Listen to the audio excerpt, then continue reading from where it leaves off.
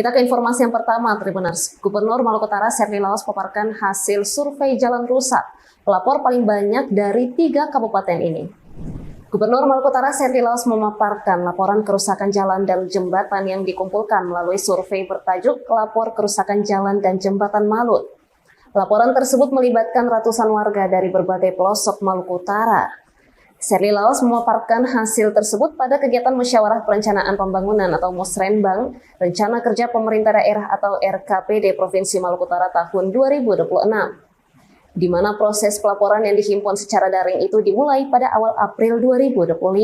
Berdasarkan data yang terekam dalam dokumen tersebut, laporan kerusakan jalan maupun jembatan paling banyak dari Kabupaten Halmahera Barat, Halmahera Selatan, dan Halmahera Timur. Warga mengeluhkan kondisi jalan berlubang, jalan putus, jembatan reyot, hingga tidak adanya jembatan di beberapa kawasan yang rawan banjir dan longsor. Salah satu laporan datang dari Kecamatan Jailolo, Halmahera Barat menyebutkan bahwa jalan utama penghubung ke Sidangoli rusak parah dan kerap menyebabkan kecelakaan. Keluhan serupa juga datang dari wilayah Loloda, Halmahera Barat yang hingga kini belum memiliki jembatan penyeberangan.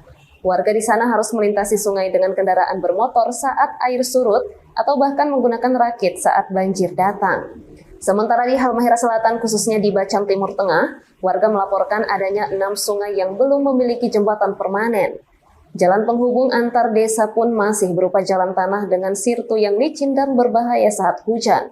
Bahkan pelapor mengatakan bahwa mereka menderita selama bertahun-tahun, anak sekolah pun harus melepas sepatu dan menyeberang sungai. Tak hanya di wilayah pedalaman, kerusakan juga dilaporkan di jalur strategis menuju bandara seperti di Maba Tengah, Halmahera Timur.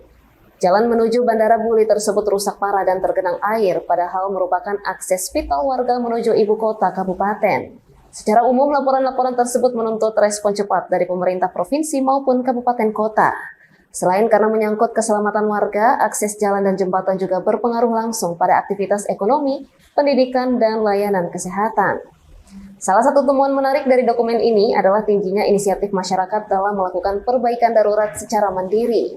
Sejumlah warga mengaku telah menimbun jalan rusak menggunakan dana swadaya karena tak kunjung mendapat perhatian pemerintah. Warga berharap melalui laporan ini Serly Laos dapat menetapkan pembangunan dan perbaikan infrastruktur jalan dan jembatan sebagai program prioritas yang didorong bersama pemerintah pusat maupun melalui CSR perusahaan yang beroperasi di daerah. Dengan kondisi ini, publik menanti aksi konkret dan komitmen pemerintah dalam mewujudkan pemerataan pembangunan infrastruktur di seluruh wilayah Maluku Utara.